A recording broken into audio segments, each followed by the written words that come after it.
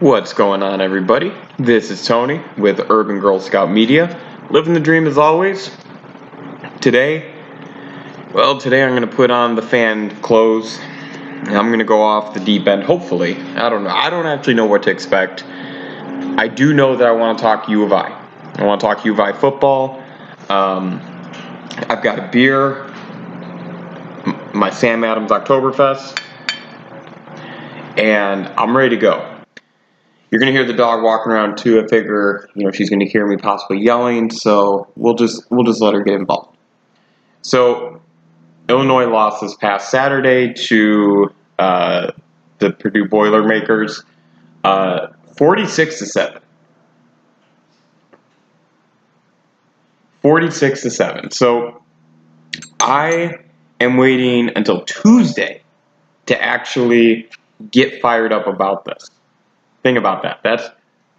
That's the truth here, is that I could not get into this until today. And here's why. I wanted to see what some of the reaction was going to be. I thought the game was horrible.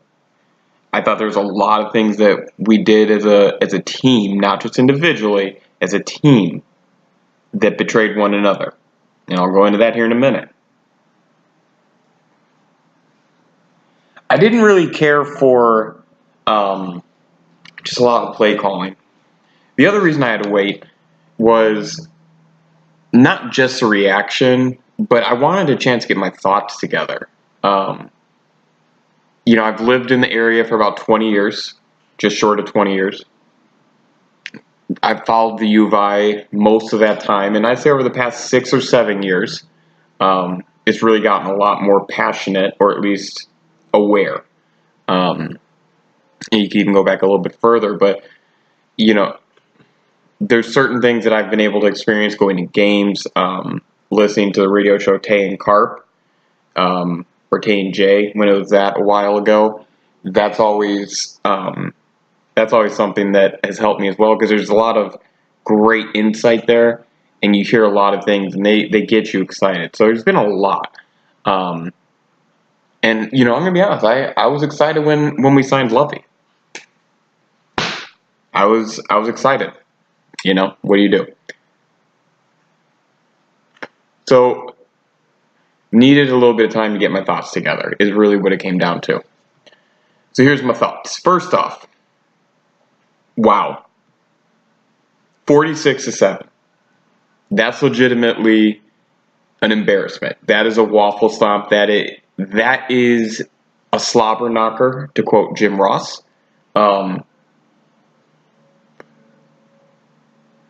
It was something else, guys. The highlight for me of the game was that Illinois scored first, and it looked good. But I've heard a lot of people say it, including on the radio, including on social media, man, that first drive by Purdue right after, that response drive, was intense. So we score 7. We don't score again the rest of the game, obviously. 46 unanswered. Here's what I got. First off, let's talk about the coach, and then we'll work our way down to the players, because I think the coaching staff deserves a brunt of the blame here. But I'm going to say this from the start: we can't fire Lovey. Just can't. The reason is, we're in year 3. We knew this was going to take a bit. We have commitments to players that we don't want to kind of rattle our image. And I understand that our image isn't great as it is, but we don't know what's in the head of all these young kids. And there is going to be some loyalty to that name, Lovie Smith. I truly believe it. I know that it's not paid off the way maybe we would hope, but I truly believe at some point we'll see that loyalty to his legacy. With that being said, man, he coached a shit game. Good Lord, he coached a shit game. You got to make adjustments. That's the first thing, is there were not adjustments to be found in that game. I don't understand what Lovey's rationale was. I don't care if you're down in the blink of an eye, they're down 14-7. I don't care. You have a top 10 running attack in the nation, and you did not feed the beast. You did not put those boys in a chance to run the ball. You didn't take the ball away from Purdue in that manner. That's stuff that any football fan would have seen and realized. Why wouldn't you do that? Why wouldn't you at least try and change it? A.J. Bush, I'm looking online here at the stats. He was involved in 45 plays with the ball in his hand, whether it was pass or run. Think about that. Is he that good? A third or fourth school for him, fifth-year senior? Like, he's a good player, don't get me wrong. I'm excited that he's on our team, but he is not that guy. That's just not him. And for the life of me, Mike Epstein and Rayvon Bonner only had 1 carry each. Reggie Corbin looks like he had 6. I don't understand that. I don't understand how someone doesn't just run on the field and start screaming at A.J. Bush. Like, legitimately. What was he accomplishing? So the coaching staff has to take that responsibility because these are still kids. They have to take that responsibility. That's the job of a coaching staff of any level team. So I'm really disappointed in the coaching staff. Defensively, I love me some Tampa 2, but that was the cover 2 has to be looked at again. Is that the right way to go? I don't think it is. They don't have the playmakers. They don't have the bodies that are going to make those plays. And, the Big Ten's just moving forward, and we're moving backwards. Let's get on to the kids now. A.J. Bush. This brother is a bad man. Okay? To quote Stephen A. Smith, this brother is a bad man. He can make the plays. But he had the unmitigated gall, the audacity to turn into a one-man show. I don't understand the logic behind the run-pass option and the decisions he was making in it.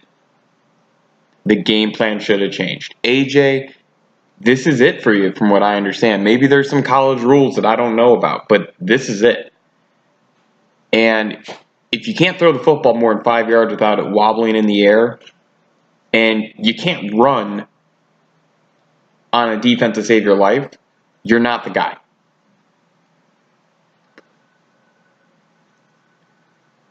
The next players I want to talk about are the players that have been let go this year or removed from the team.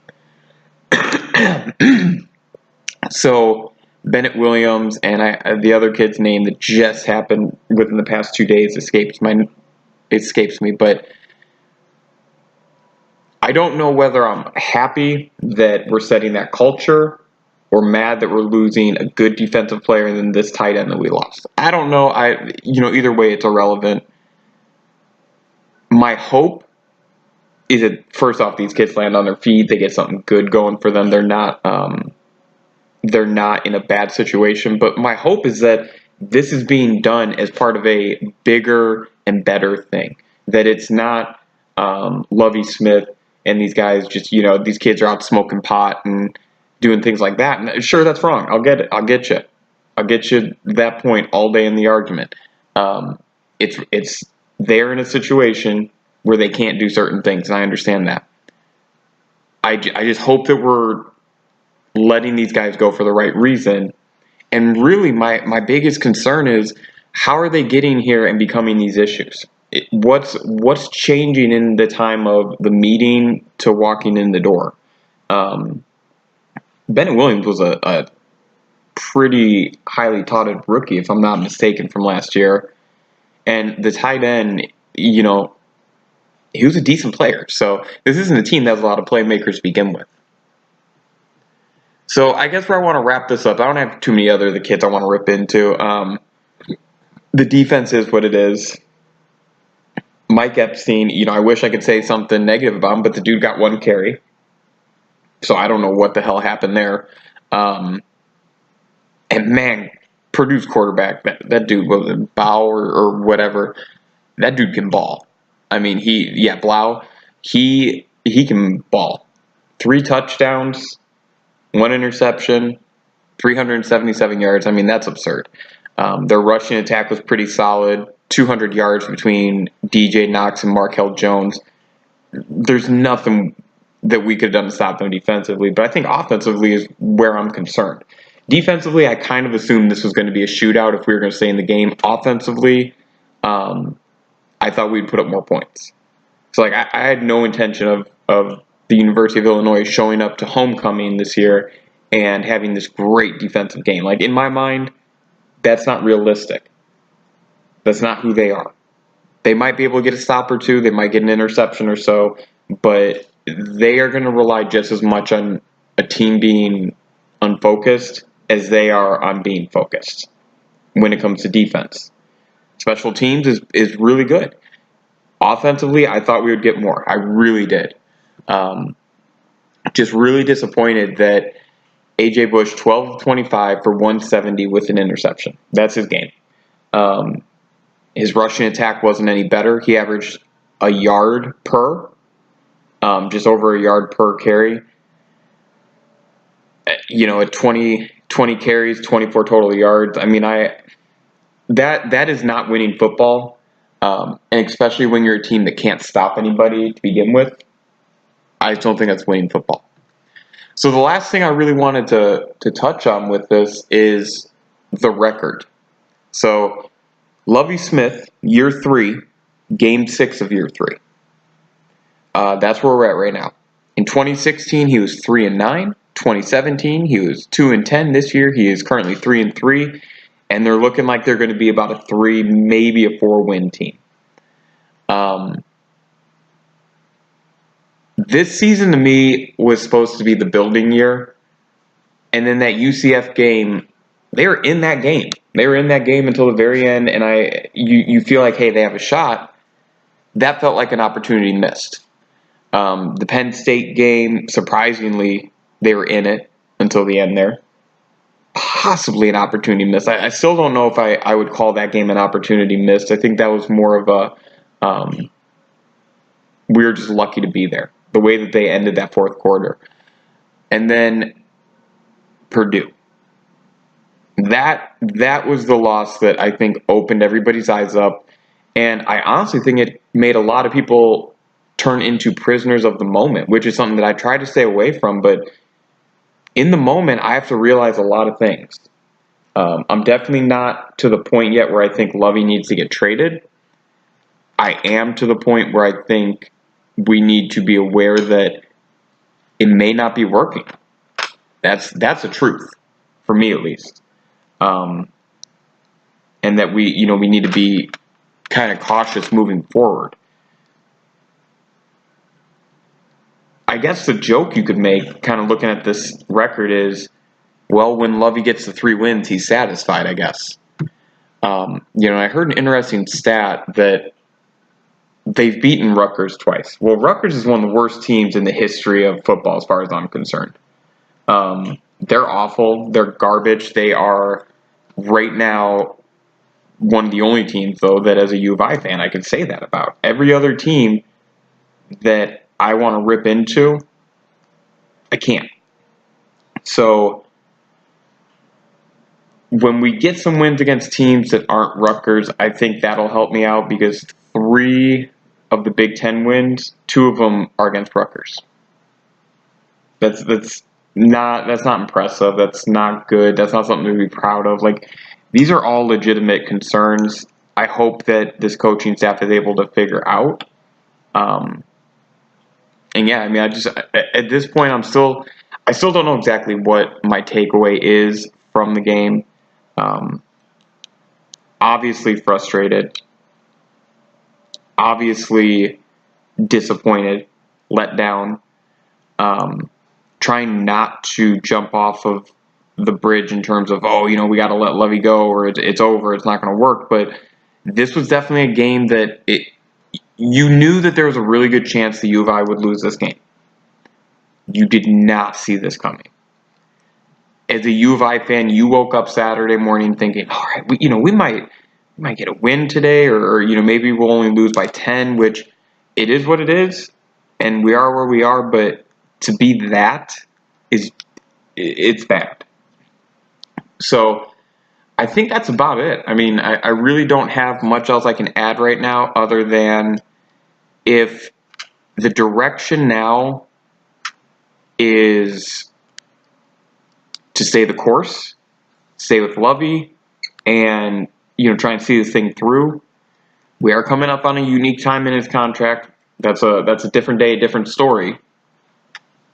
But the truth be told, we're coming up on a point where some decisions have to be made.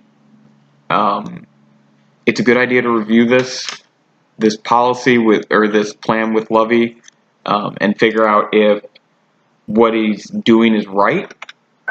Like I said, I'm not sold that it's time to panic and sell off on Lovey.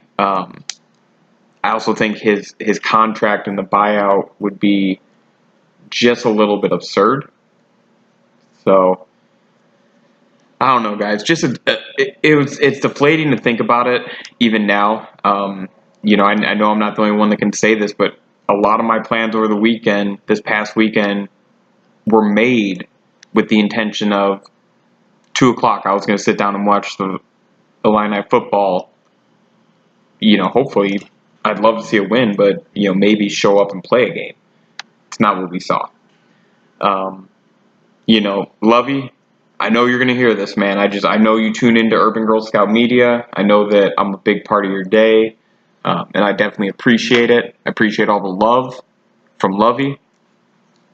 I need you to make some adjustments next time, man. Don't put us in that spot where we're talking today about did he even watch the game? Because, man, there's a part of me that's wondering if you were even there, if you were even really watching the game. So, I mean, that's how bad the response was. Sorry, I'm playing with some Legos here while I'm talking.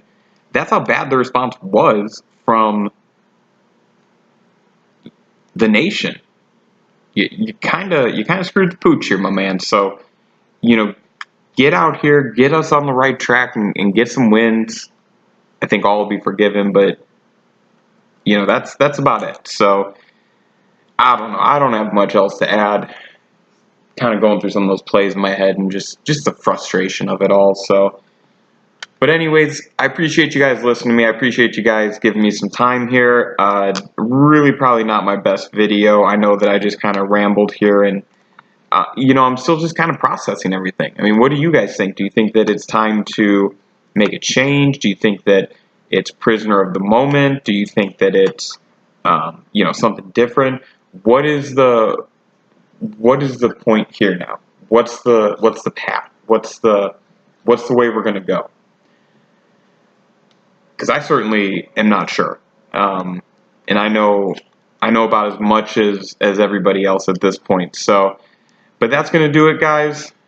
Thank you so much for listening. If you like the videos and you like the content, we do a lot of stuff here. Just give us a like. Give us something on the bottom there. Find our page on Facebook. You can stalk us there. But yeah, we love doing this. Hope you guys are enjoying it. And my name's Tony. This is Urban Girl Scout Media. We're living the dream as always, and hopefully next time we talk, we're living the dream, talking about the U of I getting a victory. Bye, guys.